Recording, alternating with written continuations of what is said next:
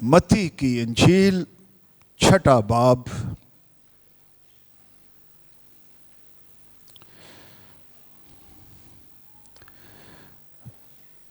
9वीं आयत से 15 आयत तक हम पढ़ेंगे। यही इसी किस्म का मुआद लूका की इंजील में भी है 11वें बाब में। वो पढ़ेंगे नहीं, लेकिन वहां शुरू में ही लिखा हुआ है, शागिर्दों ने खुद आकर कहा मसीह को, ऐ खुदावंद हमें दुआ करनी सिखा। ये नहीं क्या कि सानू जरा प्रीचिंग करनी सिखा। They never ask.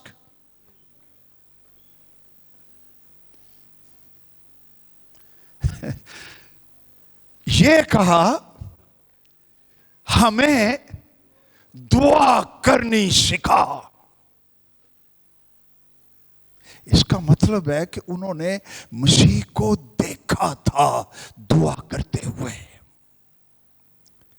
दुआ में उसका चेहरा, उसकी पोशाक बदल जाया करती थी। दोस्तों, दुआ एक पावरफुल इवेंट है।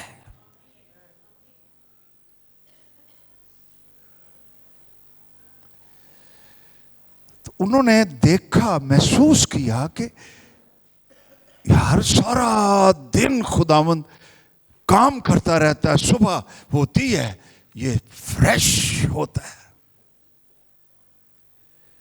वो उसे दुआ करते हुए देखा करते थे। तो खुदावंद ने दुआ करनी सिखाई। आज हम उस पर गौर करेंगे। मेरा टॉपिक है आज, प्रेयर इज अ रिलेशनशिप। दुआ आसमानी बाप के साथ एक रिश्ते का नाम है।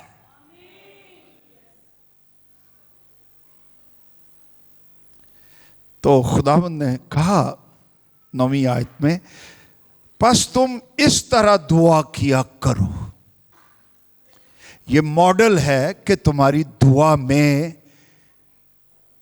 मेन नुक्ते क्या होने चाहिए।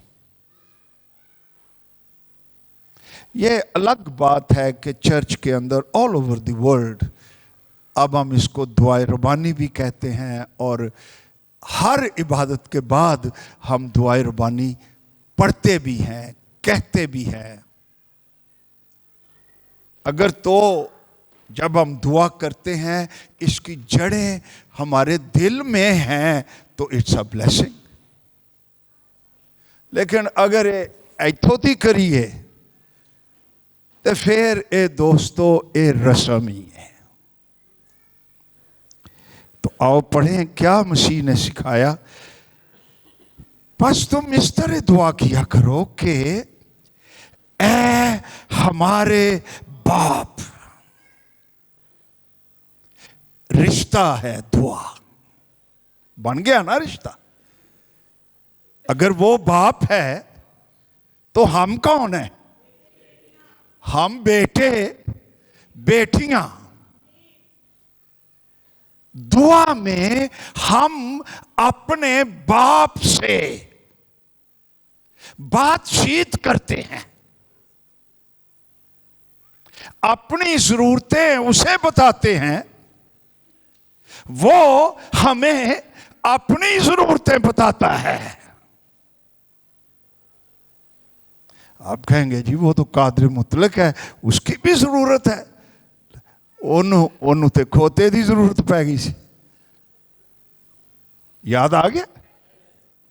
ओ भाई तुम्हें कोई पूछेगा ना ये मेरा गधा क्यों लेकर जा रहे हो, तो उसे कहना कि खुदावंद को इसकी जरूरत है। हमारे खुदावंद की भी जरूरतें हैं, उसको हमारी जरूरत है, हमारे दिल की जरूरत है। जब तुम दुआ करो तो कहो, ऐ हमारे बाप, तू जो आसमान पर है,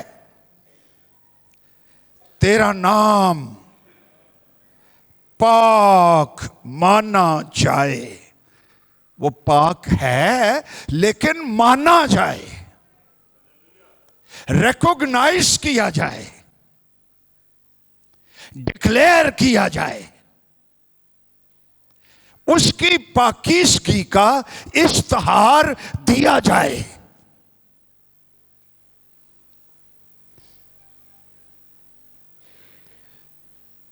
तेरी बादशाही आए। हालेलुया। हमारे दरमियान उसकी बादशाही होनी चाहिए। उसमें बादशाही, खुदा की बादशाही में मोहब्बत है,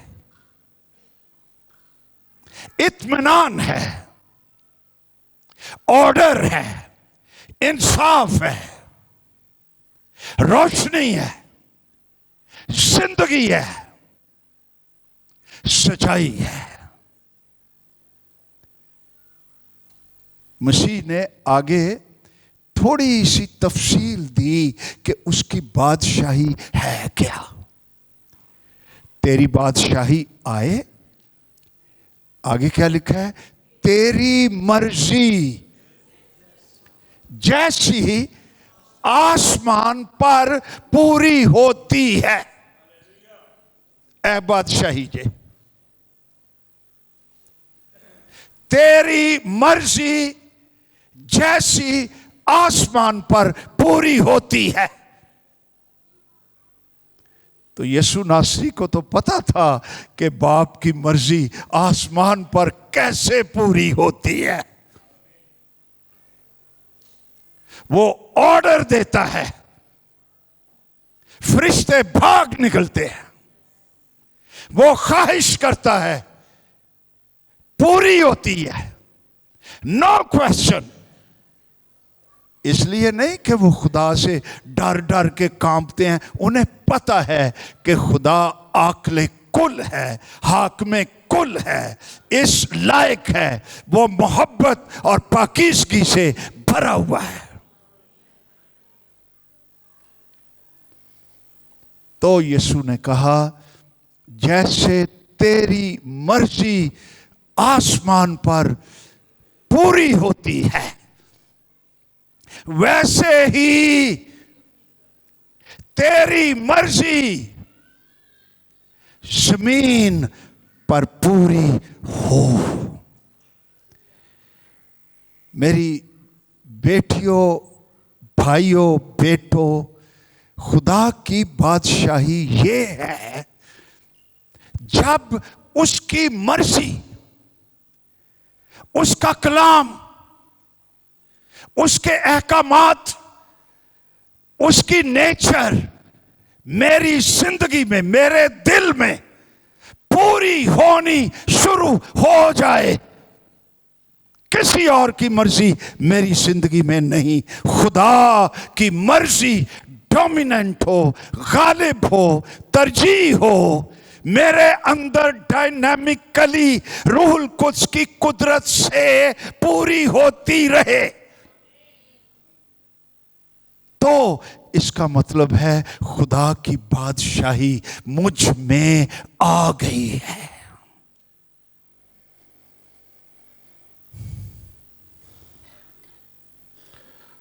लेकिन जो खुदावंद से बगावत में चलते हैं, अपनी मर्जी पूरी करते हैं, खुदा की मर्जी की परवाह नहीं करते, वो रूहानी तौर पर भी खुश्क रहते हैं। तंग रहते हैं, मुसीबतों में फंसते हैं, उनमें खुदा की बादशाही नहीं होती। ऐ हमारे बाप, तू जो आसमान पर है, तेरा नाम पाक माना जाए, तेरी बादशाही आए। ते जे हुण कहोगे नहीं नहीं मैं तो अपनी ही बादशाही कायम रखनी है, तो रख के वेख लिया जे की खट लिया जे, होर 10 साल वेख लो। अब नहीं मानोगे तो वो आने वाला है। हालेलुया, वो आने वाला है। और लिखा हुआ है हर एक घुटना उसके आगे झुकेगा, हर एक जुबान इकरार करेगी कि यीशु ही खुदावंद है। ते हुण नहीं, हुण करेगा तो निजात मिलेगी यू, राइट जी पास्टर जी। ते जे उदों करेगा तो सजा मिलेगी यू। तो उस वक्त करना दुरुस्त है या अब उसका इकरार करना दुरुस्त है? अब तेरी बादशाही आए, तेरी मर्जी जैसी आसमान पर पूरी होती है जमीन पर भी हो। हमारी रोज की रोटी आज हमें दे। हमारी जिस्मानी जरूरतें भी बाप पूरी करता है।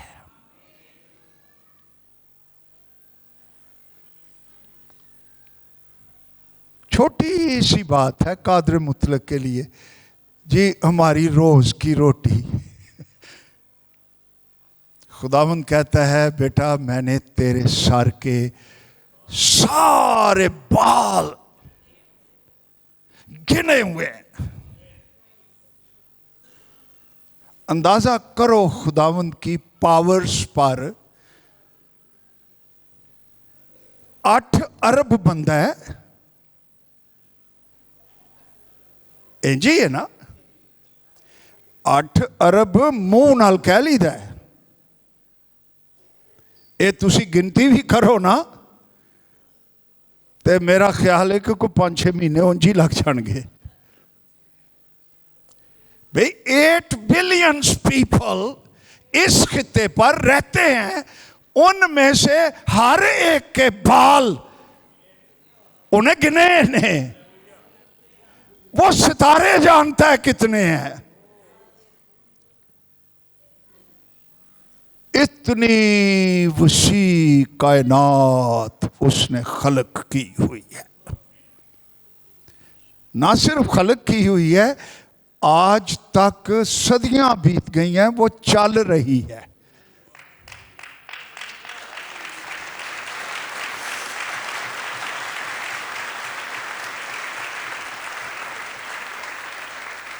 जे महकमा मौसमियात उन्होंने कह दिया ना जी कि सुबह सूरज, मैं एक फिगर ही देन दिया तुहानू, 7 बजे निकलेगा। फर्ज करो तो कितने बजे निकलेगा? Exactly 7 o'clock। 1 सेकंड का 100वां हिस्सा भी वो लेट नहीं होगा। ऑर्डर, तरतीब, परफेक्ट, ऑन टाइम, हर चीज। ये मेरे और आप आपके बाप की क्रिएशन है।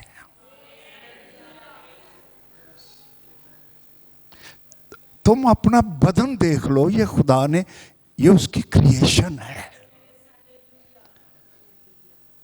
जे मेडिकल दियां किताबां च वड़ जाओ तो खरे ये अंदर ही कोई शहर बल्कि मुल्क बनया आज। ये नशा की ने, खून कित्थों जाता है, किन्नी बारी दिल ने धड़कना है, तुहानू पता ही नहीं लगता।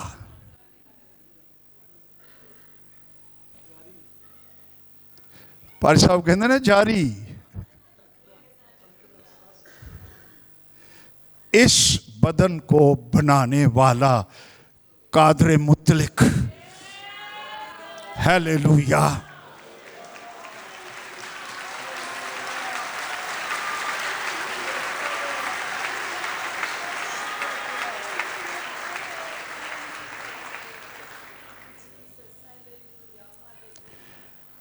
लेकिन मसीह ने ये टोटा बीच में डाला है। He knows our needs, but he says you ask. इसका मतलब है अपनी डिपेंडेंस बाप पर जाहिर करो, मांगो, दुआ करो। हमारी रोज की रोटी टुडे गिव अस।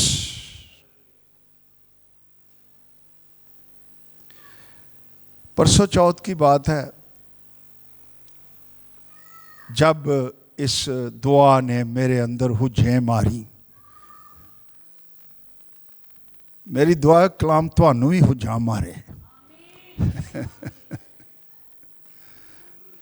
तो मैंने खरूज की किताब निकाली तो मैंने देखा कि बनी इसराइल जब मिस्र से निकले किन्ने किसान। खरूज की किताब में लिखा है बाल बच्चों को छोड़कर। ते बाल बच्चे का मतलब साडे कल्चर च जे बीवियां भी विच ही, बीवी नाल आई होवे ना तो इकल्ले जरा सलाम दुआ कर ली जाइए तो कवे बैठो कोई रोटी छोटी नहीं, बच्चे नाल आए ने। बीवी नूं असीं कहने ये बच्चे ने। एक हैसीटेशन है कल्चर दे विच, बीवी जरा कहन लग्या झकदा है, मुंडा शर्माउंदा है। तो मैंने कहा 6 लाख तो यही हो गए बंदे ही बंदे, तो चलो वो 3 लाख ला लो व्याहे सन, 9 लाख हो गए। इन्हां दे बच्चे, मैं आपको बता रहा हूं कि सोचो 1 मिलियन से 10 लाख से ज्यादा लोग, उनके जानवर, मज्जे हैं, गावें, बकरियां, बकरे, वो सारे ही साथ थे। इनको रोज ऑन टाइम फुल विटामिन्स, कोई बीमार नहीं हुआ, उन्हें खाना मिलता था। टाइम पे आ जाता सी। केटरिंग लगी हुई थी बेअबान में, वो जंगल में मंगल लगा हुआ था। लिखा हुआ है पाक कलाम में, उनमें कोई बीमार नहीं था, कोई कमजोर नहीं था। कपड़े पुराने नहीं सन हुंदे, फटते नहीं थे, ये भी मौजज़ा ही है। जूतियां नहीं टूट, ये लिखी हुई हैं बातें। माय फ्रेंड्स, वही खुदा जो बियाबान में एवरी डे 10-12 लाख लोगों को टाइम पर सेहतमंद, अच्छी, बैलेंस्ड ग़िज़ा देता था। आज वही खुदा तेरा भी खुदा है। तेरे नाल उन्हें कोई वट ते नहीं ना करना। ये खुदा हमारा बाप है।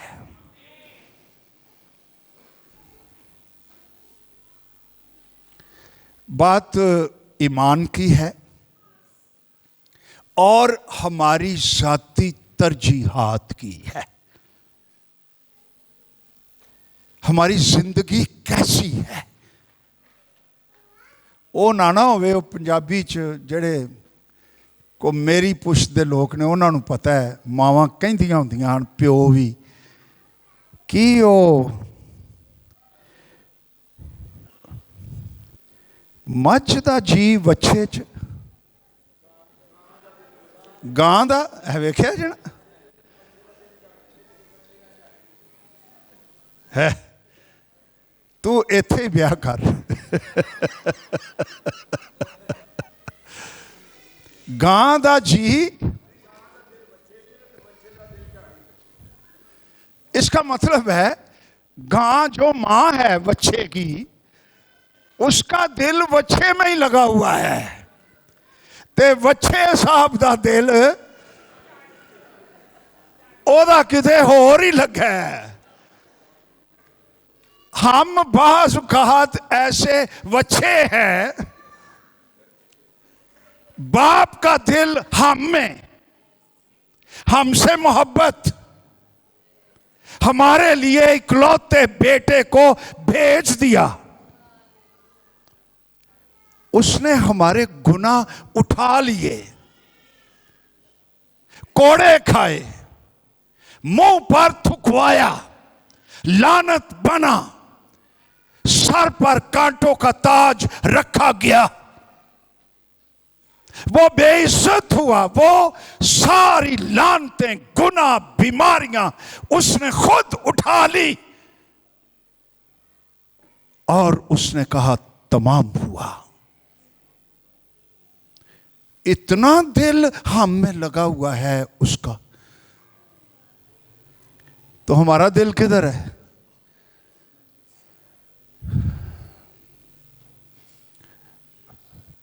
झाड़ियों में से निकलो, बाप के पास आओ, उसको कहो thank you daddy, father thank you,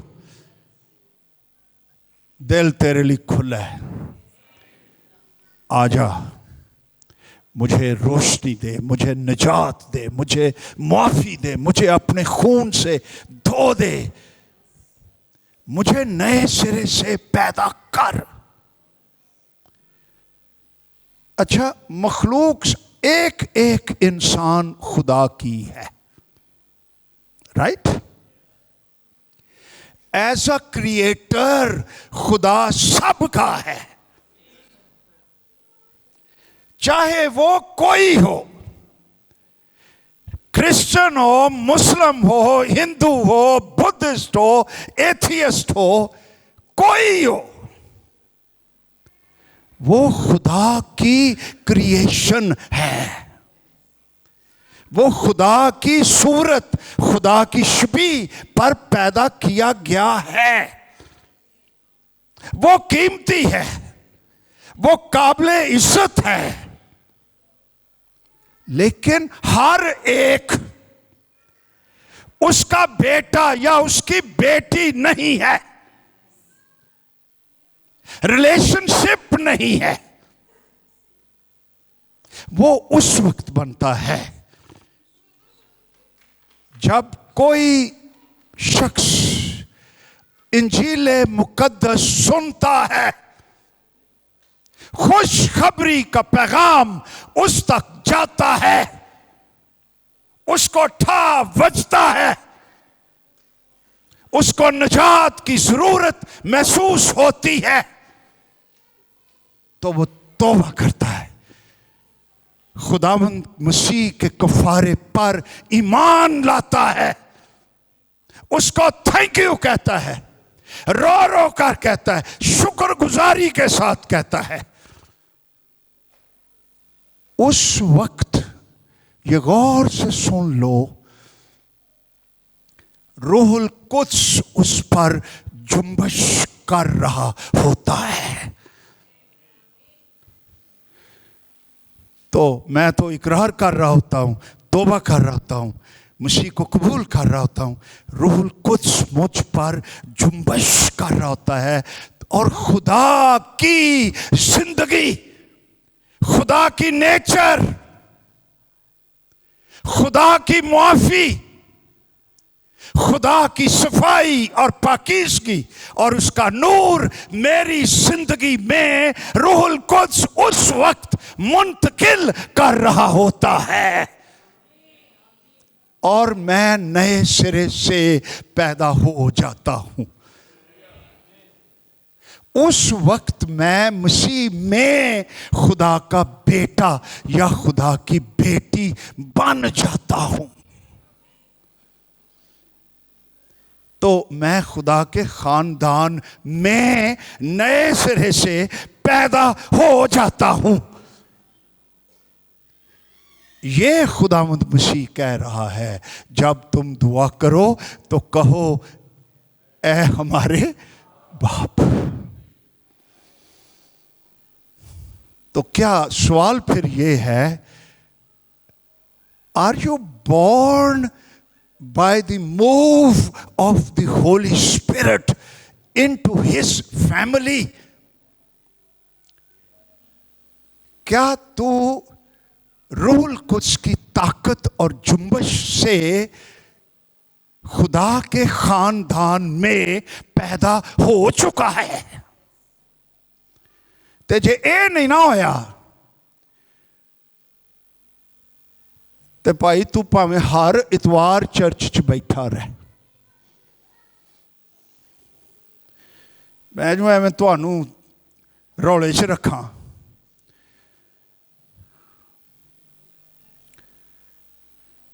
आपको कोई फायदा नहीं होगा। लेकिन जब आप अपने गुनाहों से तौबा करेंगे, खुदावंद को कबूल करेंगे, उसका खून तेरे किरमजी गुनाहों, तेरे अरगवानी गुनाहों, तेरे बड़े गुनाहों को, छोटे गुनाहों को बर्फ की मानंद सफेद कर देगा और ऊन की मानंद उजला कर देगा। तू न्यू बर्थ पाएगा। तो फिर जब तू खुदा को कहेगा ना, डैडी, ओ भाई पाकरू ने ओदे जरसोमे, ओदा डीएनए, उसकी जीन्स, स्पिरिचुअल जीन्स, उसकी नेचर तेरी जिंदगी में डाल दी है।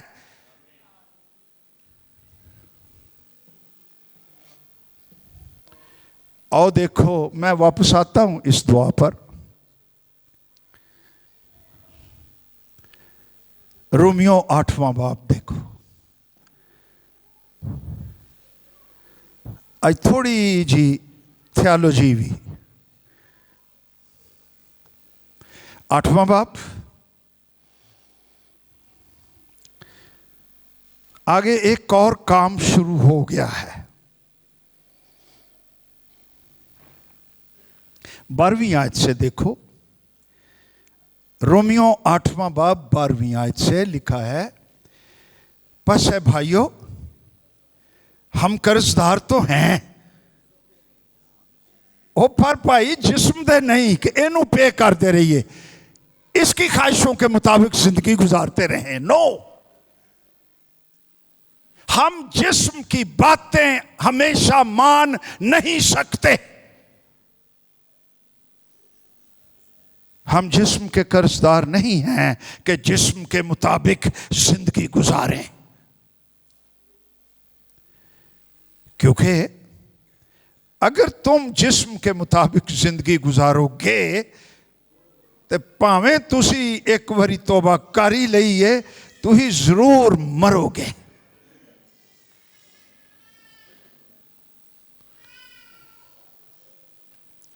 और अगर रूह से, होली स्पिरिट की पावर से, ए होली स्पिरिट इतना जरूरी है, अगर रूह से बदन के कामों को और नेस्तो नबूद करोगे तो जोर से बोलो, जीते रहोगे। जिस्म के काम, उसकी ख्वाहिशें क्या हैं? वो गलतियों के खत में लिखा हुआ है 5वें बाब में, अब जिस्म के काम तो जाहिर हैं, ऐ लिखा है ना। उसके काम क्या है? हरामकारी, शहवत प्रस्ती, जिनाकारी, तफिरके, अदावतें, जुदाइयां,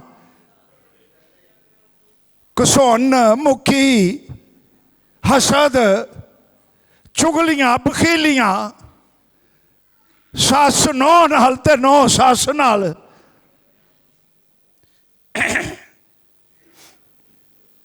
एक सस वेंदी है पई हुण मेरे ले,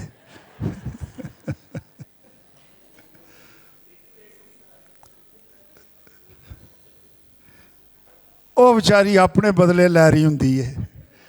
ਉਹ ਜਦੋਂ ਨੌ ਸੀ ਇੰਜ ਹੀ ਹੋਇਆ ਸੀ, ਤੇ ਖਲੋ ਜਾ ਜਦੋਂ ਮੇਰੀ ਨੌ ਆएगी मैं भी करांगी।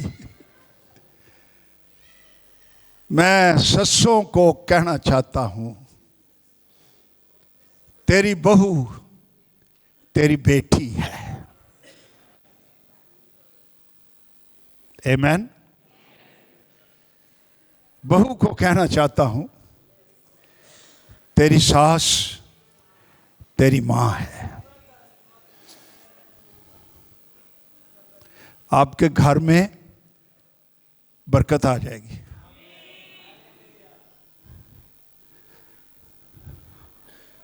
हालेलुया। चलो मैं ये नहीं ज्यादा टाइम लाऊंगा। 14वीं आयत क्या कहती है? इसलिए कि जितने खुदा के रूह की हिदायत से चलते हैं और वही खुदा के बेटे हैं। निजात के बाद चलने की भी बात है, क्योंकि तुमको गुलामी की रूह नहीं मिली जिससे फिर डर पैदा हो, बल्कि ले पालिक होने की रूह मिली। ए ले पालिक का की मतलब है? लैके पालिया होवे। एक फर्क जरूर जे, लेकर बच्चा पाला हो ना, वो कानूनन आपका हो सकता है, आप उसको अपनी मिरास भी दें, नाम भी दे लें, लेकिन उस लेकर पाले हुए बच्चे में बायोलॉजिकली आपकी जिंदगी नहीं है, वो नहीं है। हमारी लह पालकियत जो खुदा ने की है, फर्क ये है उसने अपने जीन्स और डीएनए और जिंदगी और नेचर रूहुल कुद्स की जुम्बश से हम में डाली है।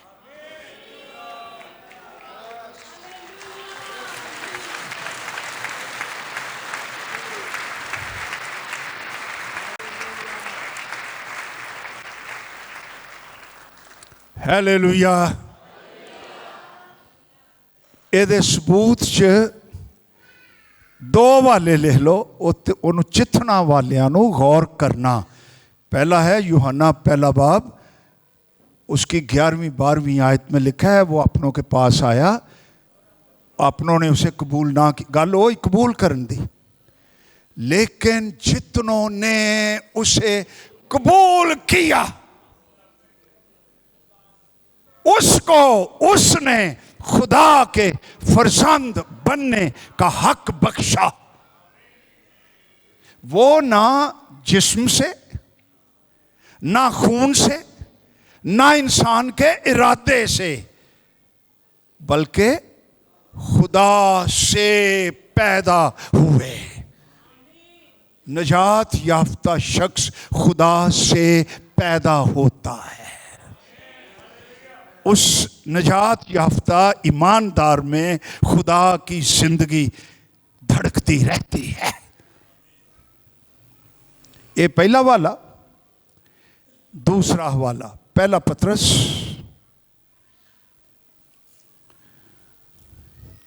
ये रोमियो के खत वाले अजे मैं आना जे। पहला पतरस पहला बाप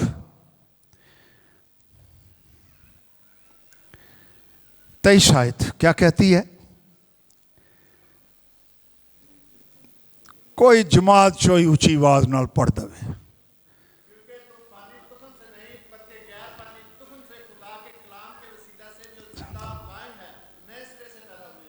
हेलो जी, तुम फानी तुखम से नहीं, ए फानी तुखम जे ए भैन भरा जिस्म च हम फानी तुखम से पैदा हुए हैं। खुदा की बादशाही में खुदा ने हमें अपने गैर फानी तुखम से, जो खुदा का कलाम है, रूहुल कुद्स की कुदरत से नए सिरे से पैदा हुए हो। इसलिए मसीह ने और निकोदीमस नूं उन्हें तो भाई लिस्ट ही लाती, तू खुदा की तरफ से आया, जो मौजज़े तू। उन्हें कहा भाई गल सुन, उथे ब्रेका ये तू सारी रात भी करदा रहे तो मुकनियां नहीं।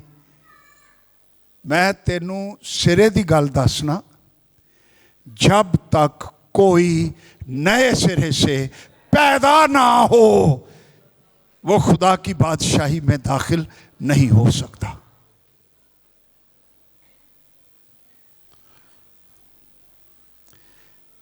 बल्कि गैर फानी से, खुदा के कलाम के वसीले से, कलाम जो जिंदा है, कलाम जो कायम है, वो उसकी कुदरत से तुम नए सिरे से पैदा हुए हो। फानी जो है वो घास की मानद है, उसकी सारी शान शौकत घास के फूल की मानद। घास सूख जाती, फूल गिर जाता है, फानी शख्स गिर जाता है हर एक। लेकिन गैर फानी तुख खुदावंद का कलाम अब तक कायम रहता है। हालेलुया। ए ईमानदार जी, आ जाओ हम वापस चलिए रोमियो दे खत 8वें बाब च।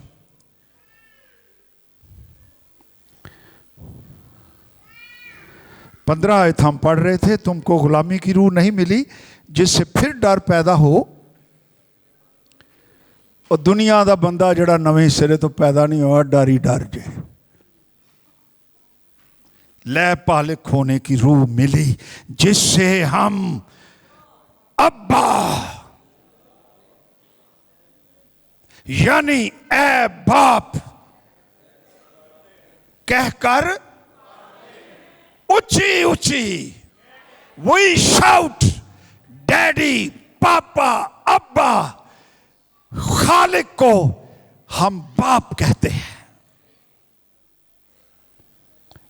रूह खुद हमारी रूह के साथ मिलकर गवाही देता है हम खुदा के फरजंद हैं। वो अगर फरजंद हैं तो वारिस भी हैं, यानी खुदा के वारिस मसीह के हम मिरास, बशर्ते के हम उसके साथ दुख उठाएं ताकि उसके साथ जलाल भी पाए। हालेलुया। तो इस कलाम की रोशनी में क्या हम दौलतमंद हैं, रिच हैं या पुअर हैं?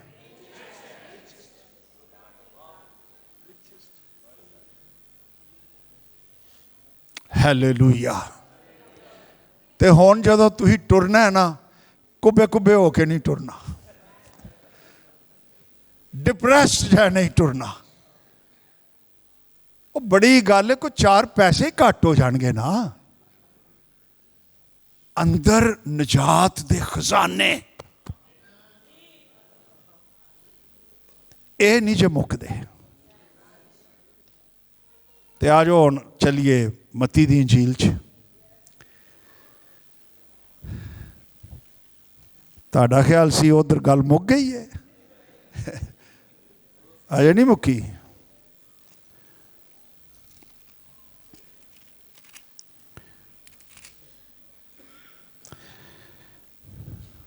ग्यारहवीं आयत, हमारी रोज की रोटी, इथों गल अगे चली गई।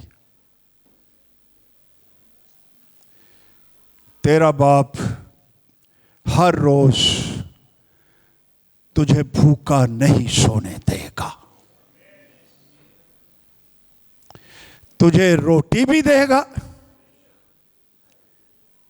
साफ पानी भी देगा, कढ़ाई गोश्त भी देगा, पुलाव भी देगा, जर्दा मसीह भी देगा। वो तुझे रजा देगा।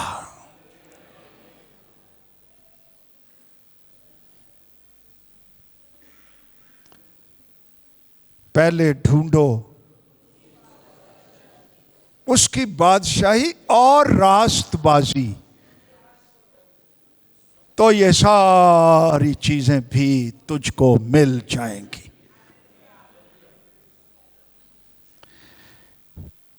हमारी रोज की रोटी आज हमें दे।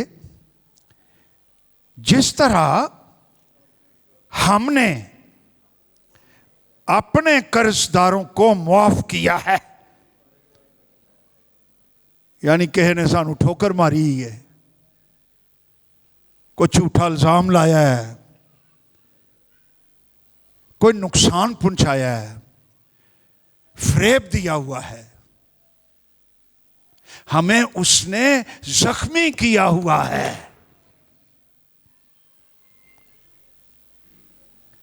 तो इसका हम ईमानदार ये नहीं कि अच्छा मेरा भी कभी वार आ लवे तेनू दसांगा, वो दसांगा नहीं कहता।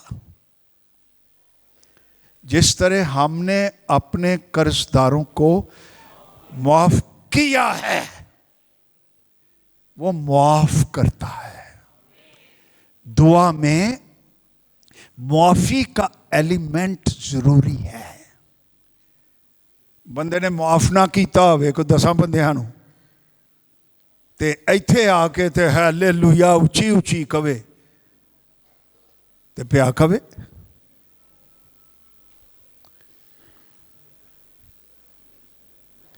जिस तरह हमने अपने कर्जदारों को माफ किया है, तो भी हमारे कर्ज हमें माफ कर और हमें आजमाइश में ना ला कि ऐसी माफी ना करिए, बल्कि बुराई से बचा। करेक्ट तर्जुमा होना चाहिए, हमें बुरे से बचा, क्योंकि बादशाही, कुदरत, जलाल कदी कदी तेरे हैं। और सारे कहें अच्छा। मसीह ने नहीं गल अजे मुकाई, अगे उन्हें माफी ते होर एक गल कर छड़ी जे। इसलिए कि अगर तुम आदमियों के कसूर माफ करोगे तो तुम्हारा आसमानी बाप भी तुमको माफ करेगा, और अगर तुम आदमियों के कसूर माफ ना करोगे तो तुम्हारा बाप भी तुम्हारे कसूर माफ। जिस शख्स के दिल में वो साफ, शफाफ, मुनव्वर, कोई कड़वाहट, हसद, नाराजगी है ही नहीं, वो बड़ा पावरफुल आदमी होता है। उसका ज़मीर साफ, उन्होंने कराड़े मार मार के नींदर आएगी। जिन्हें मुआफ़ी नहीं दी वो गोलियां खाएगा। इसलिए कि उसके अंदर एक बेचैनी और तलखी रहती है। वो मसीह ने मिसाल दी ना मुआफ़ी की। खुदावंद ने कहा कि भाई माफ़ करया करो, तो पतरस साहब उठे तो कहते ने खुदावंद कितनी बार? 7 बारी? खुदावंद ने कहा नहीं, 7 बारी भी नहीं, 7 ज़रबे 70, 490। ये कोई कैलकुलेटर की गल नहीं, ये इडियम है, मुहावरा है। इसका मतलब है तुम्हारी मुआफ़ी देने की कोई हद ही नहीं, मुआफ करते ही रहो। इसलिए कि तेरा खुदा, तेरा बाप तुझे मुआफ करता ही रहता है। हालेलुया। मसीह ने एक तमसील दे दी। उसने कहा कि एक आदमी था, बादशाह उनसे हिसाब किताब लेने लगा अपने नौकरों शौकरों से। एक साहब आ गए थे, उसके 10,000 तोड़े, इतना कर्जा निकल आया।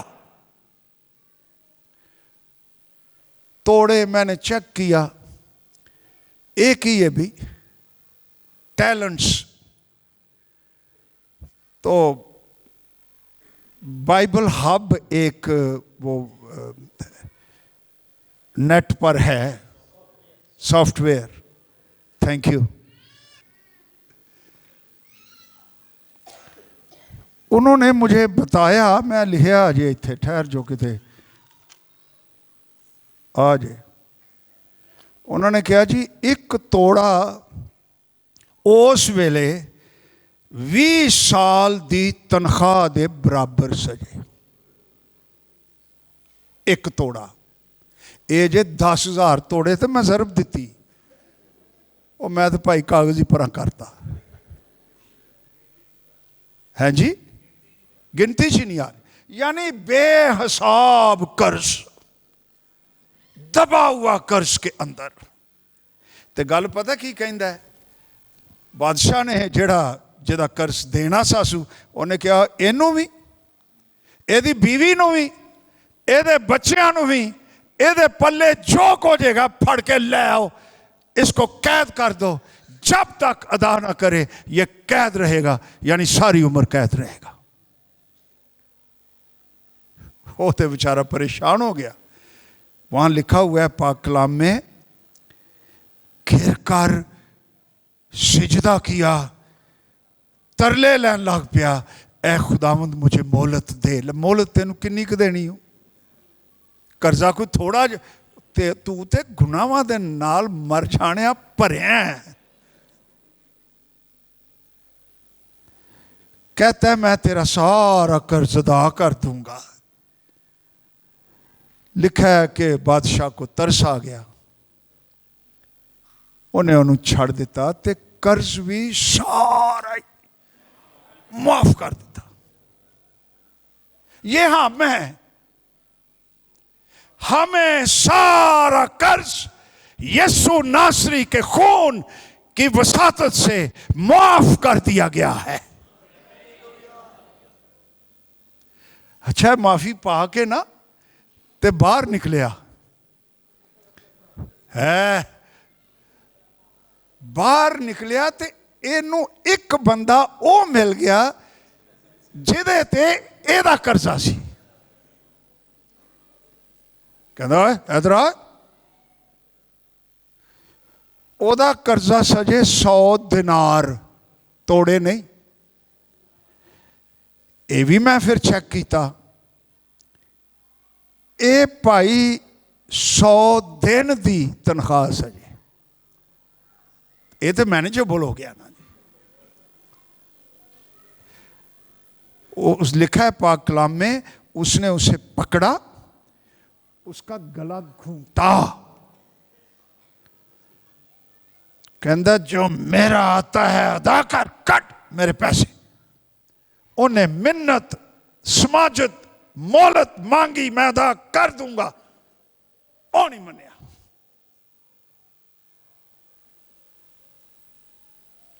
देखने वालियां नूं बहुत बुरा लगा, होए जिंदगी तो भी वड्डा कर्जा तू माफ करवा के आया है। 100 दिनार तेरे इन्हें देने ने ते तू ऐसा करन दिया है। बादशाह तक गल पहुंची। लिखा हुआ है वो पहले तो कुलीग्स गमगीन होए, मालिक नूं उन्होंने दसता जी आ जे। मालिक ने बुलाया, वो खफा हुआ, कहने लगा शरीर नौकर जलादों को हुक्म दिया, मैंने तेरा सारा कर्ज माफ कर दिया, क्या तेरा नहीं बनता था कि तू माफ करे? बस इन पकड़ लो, जलादों के सुपुर्द करो, ये अजियत में रहे, ये कैद में रहे, ये जब तक अदा नहीं करेगा ये कैद ही में रहेगा। ऐ खुदावंद, हमारे जिस तरह हमने अपने कर्जदारों को माफ कर दिया है, इसी तरह तू हमारे कर्ज हमें माफ कर। ते भाई मुआफी दई जाओ ते दिल तुहाडा जहर तो खाली रहेगा, तुम सेहतमंद रहोगे।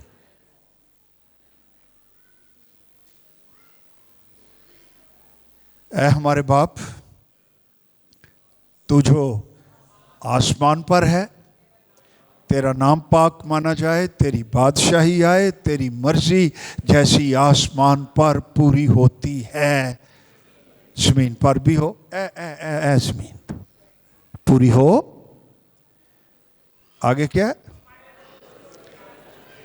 रोटी की भी फिक्र ना करो, वो भी मिलेगी।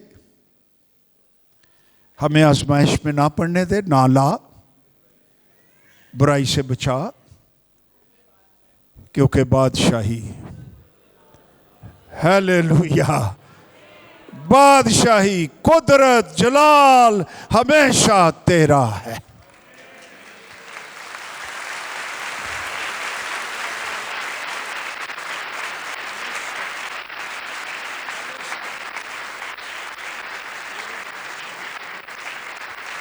आओ सारे अपनी जगह पर खड़े हो जाएं और इस बाप का शुक्र करो जो माफ करता है, हमें धोता है, पाक करता है, अपने बेटे बेटियां बनाता है, हमारी ज़रूरतें पूरी करता है।